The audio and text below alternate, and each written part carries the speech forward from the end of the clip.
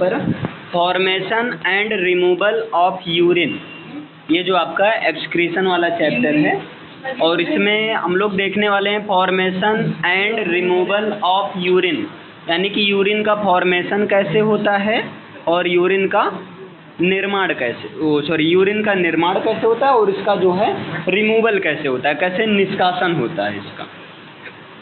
यहाँ पर ध्यान दीजिएगा, it takes place by the following process, मतलब ये जो यूरिन का फॉर्मेशन होता है या रिमूवल होता है, इसमें कई स्टेप होते हैं, कई सारी प्रोसेस होती हैं, और सबसे पहले होता है, पहले स्टेप का नाम या पहली प्रोसेस का नाम है अल्ट्राफिल्ट्रेशन।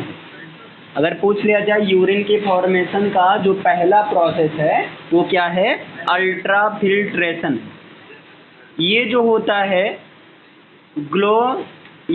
ग्लोमेरुलस में होता है, ग्लोमेरुलस क्लियर है ना, एक आपका स्पेस है, ऑर्गन्स है, ग्लोमेरुलस में अल्ट्राफिकेशन वाली प्रोसेस होती है अंडर हाई प्रेशर, जिसमें क्या होता है बहुत ज़्यादा उच्च दाब है ना, हाई प्रेशर पर focusing many of the substance dissolved in water, जो कि वाटर में कई सारे सब्सटेंस डिजॉल्व हैं, उसमें क्या किया जाता है हाई प्रेशर के द्वारा है ना, इनटू द बाउमेन्स कैप्सूल, मतलब हाई प्रेशर के द्वारा ब्लड को फिल्टर करके वहाँ से वेस्टेज को यूरिन के थ्रू किस में लाया जाता है, बाउमेन्स कैप्सूल में लाया जाता है। डन है ना। ये आपका जो है आपका भैया यूरिन फॉर्मेशन का, ये जैसे बाउमेन्स कैप्सूल एक प्रकार का स्पेस होता है, ऑर्गन्स होता है, जिसमें फाइनली जो है ना, अभी ये सारा जो है आप लोग फिगर भी देख सकते हैं, है ना, क्लियर है ना।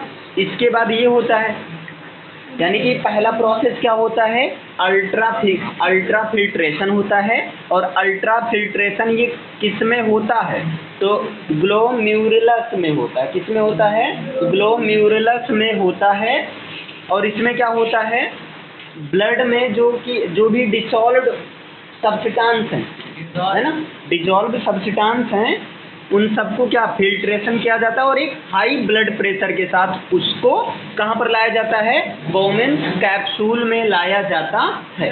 क्लियर है ना। फिर दूसरे नंबर पर क्या होता है, blood then passes through the tubular part of nephron, और उसके बाद ब्लड क्या होता है, नेफ्रॉन के टेबुलर पार्ट के थ्रू पास होता है। नेफ्रॉन मीन्स समझ रहे हैं ना, नेफ्रॉन वो होता है जो किडनी को बनाने वाली छोटी छोटी यूनिट होती है, उसी को कहा जाता है नेफ्रॉन कहा जाता है ना। तो ये जो नेफ्रॉन में ट्यूब टाइप पार्ट होता है, जैसे किडनी में ट्यूबुलर पार्ट होता है, तो उसके थ्रू इसको ब्लड को पास किया जाता है। Where useful substance such as glucose, जहाँ पर क्या होता है यूजफुल सब्सटेंस जैसे ग्लूकोज का, अमीनो एसिड, साल्ट का, और मेजर अमाउंट में वाटर का, ये सिलेक्टिवली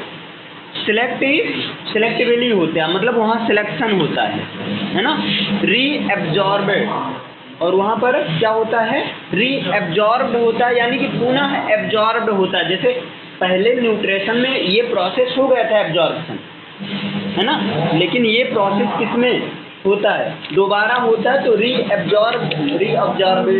रीअब्जॉर्प्शन के थ्रू होता है ना। अब दोबारा क्यों होता है, जैसे जब ब्लड का फिल्ट्रेशन हुआ है ना, तो ब्लड क्या होता है, नेफ्रॉन के ट्यूबुलर पार्ट से आगे पास होता है।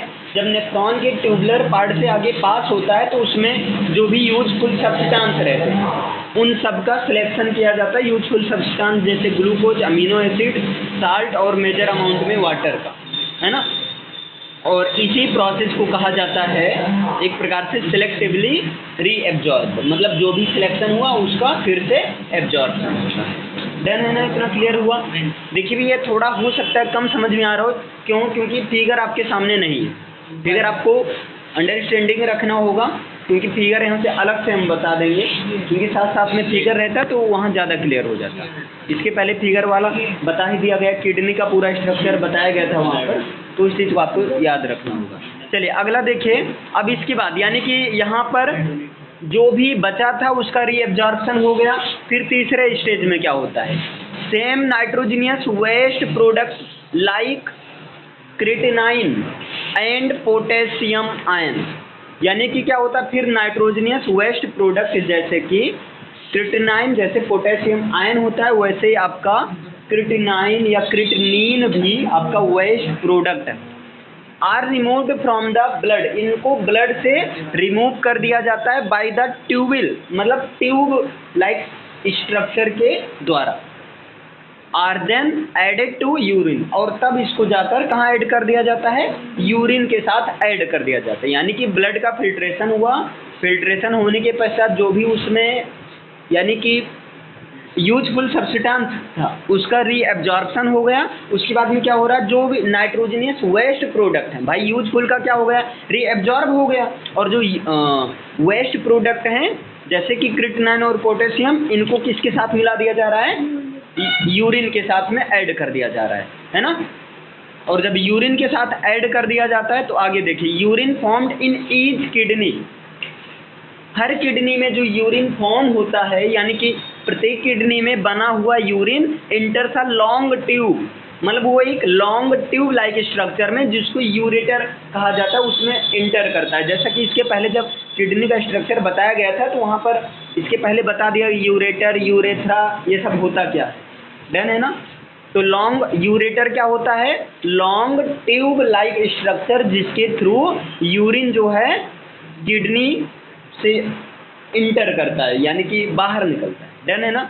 आगे, which connects the kidneys with urinary bladder, जो क्या करता है, किडनी को यूरिनरी ब्लैडर से कनेक्ट करता है। और यूरिनरी ब्लैडर में जो होता है यूरिन क्या होता है, एकत्रित होता है, क्लियर है ना।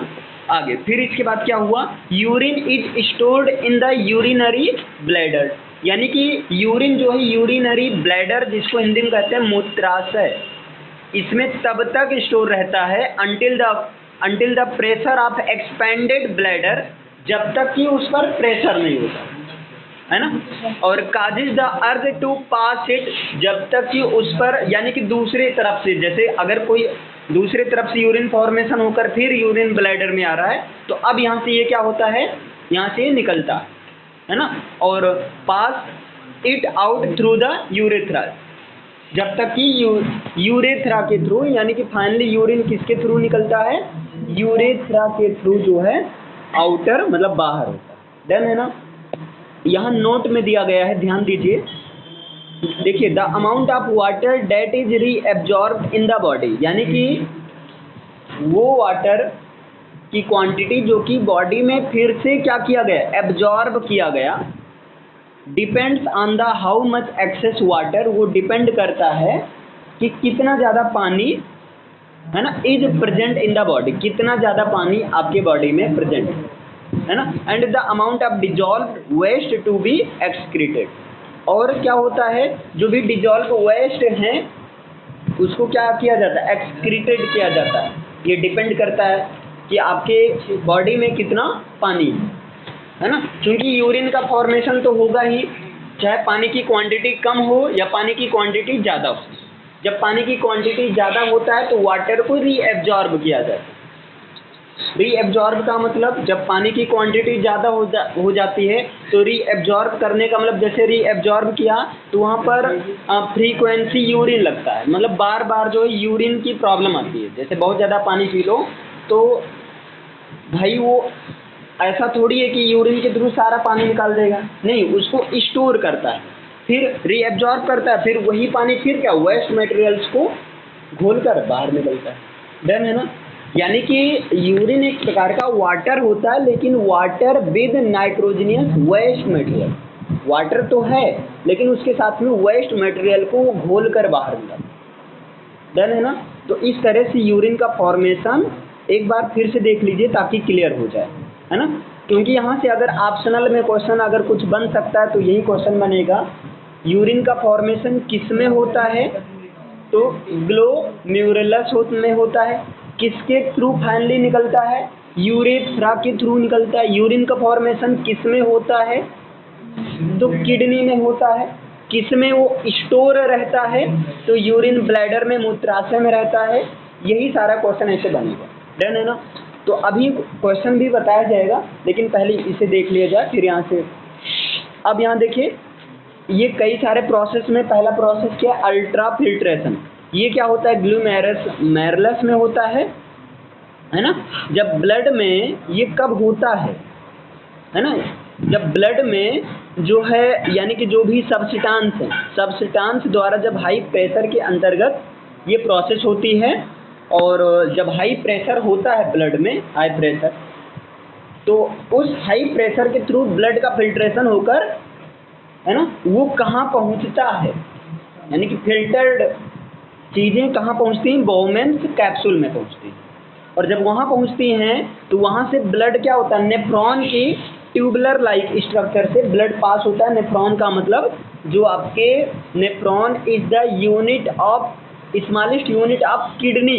यानी पूछ लिया जाए किडनी किससे बना होता है, तो किडनी नेफ्रॉन से बना होता है।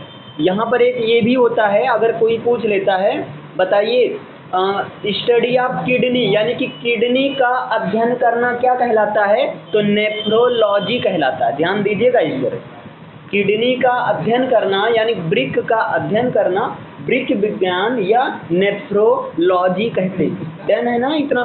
और किडनी को वृक्क भी कहा जाता है हिंदी में,